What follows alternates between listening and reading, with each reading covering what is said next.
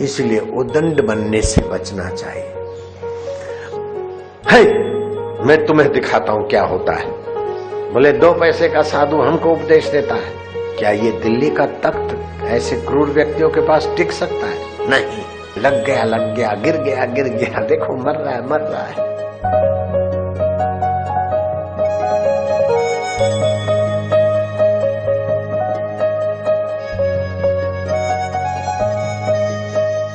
जो दूसरों को परेशान करके राज्य करते हैं उनके लिए, अथवा जो दूसरों को परेशान करके मजा लेते, उनके लिए कुदरत का क्या क्या व्यवस्था है।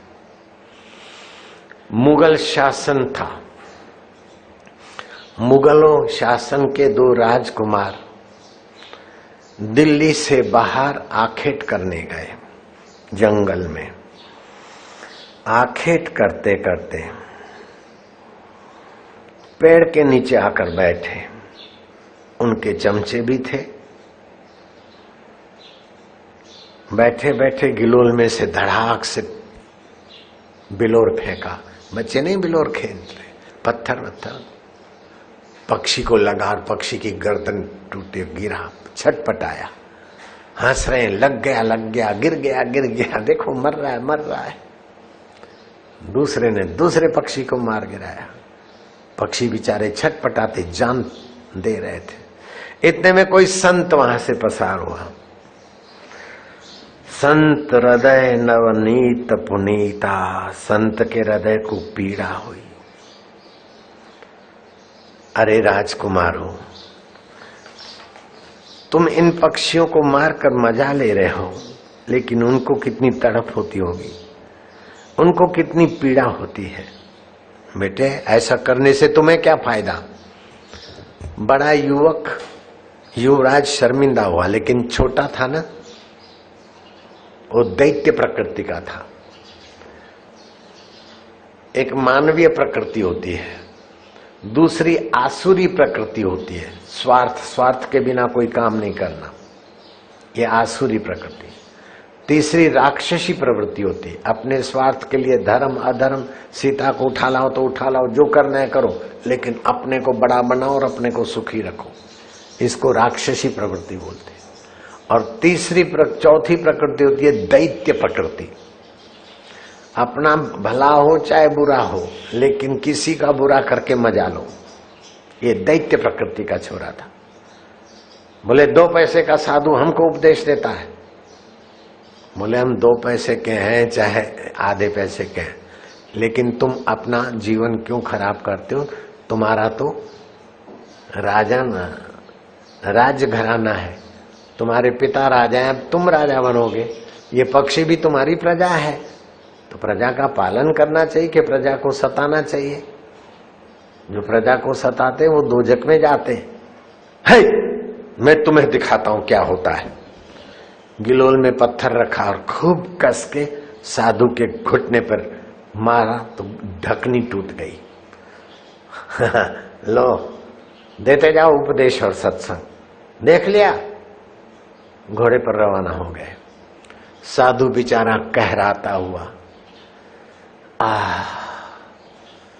जिस राजा के राजकुमार इतने क्रूर, क्या उसका तख्त टिकेगा? नहीं।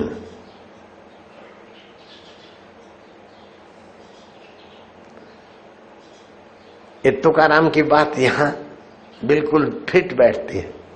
जहां संत वहां हरि, जहां हरि वहां संत। टिकेगा? संत ने नाराजी व्यक्त की और भगवंत ने कहा नहीं। थोड़े दिनों के बाद अंग्रेज शासक आए, दिल्ली का तख्त छीन लिया और धाड़ धाड़ धाड़ धाड़ सबको भून डाला। कुछ भागते हुए थे, उनको भी भून डाला। और जिसने साधु के पैर की ढकनी तोड़ी थी, उसको गोली मार के मौत के मुंह में नहीं डाला, उसके पैरों पर चोटें लगी, घुटने पर, और कमर तक उसका पॉइजन गया। और तो सब मर गए, राज्य चला गया। और वो उसके बाप और उसके कुटुंबी और बेगमें और जो कुछ शहजादियां थी, उनको तो अंग्रेजों ने जो भी युद्ध में होता है वो सब किया, लेकिन इसका जीवन मर जाता तो उसको सजा नहीं मिलती। जीवन तो रहा, लेकिन कंधों के बल से अपनी कमर को घसीटता घसीटता। चितली कब्र, जहां अभी दिल्ली का बाजार है, जुमा मस्जिद और चितली कब्र पास में, वहां भटकता, हाथ फैलाता, कोई 2 पैसे दे दो गुजारा करूंगा। कहां तो शहजादा था और राजा बनने वाला था, और कहां संत को सताने से टांगे चली गई। कुल्हों के बल से अपनी जान घसीटता घसीटता जुम्मा मस्जिद और उसके पास वाली चितली कब्र, जहां अभी दिल्ली का बाजार है, दिल्ली बाजार, चितली कब्र बाजार अभी भी दिल्ली में है, जुम्मा मस्जिद के पास। भीख मांगते मांगते कैसी दुर्गति को गया कोई पता नहीं।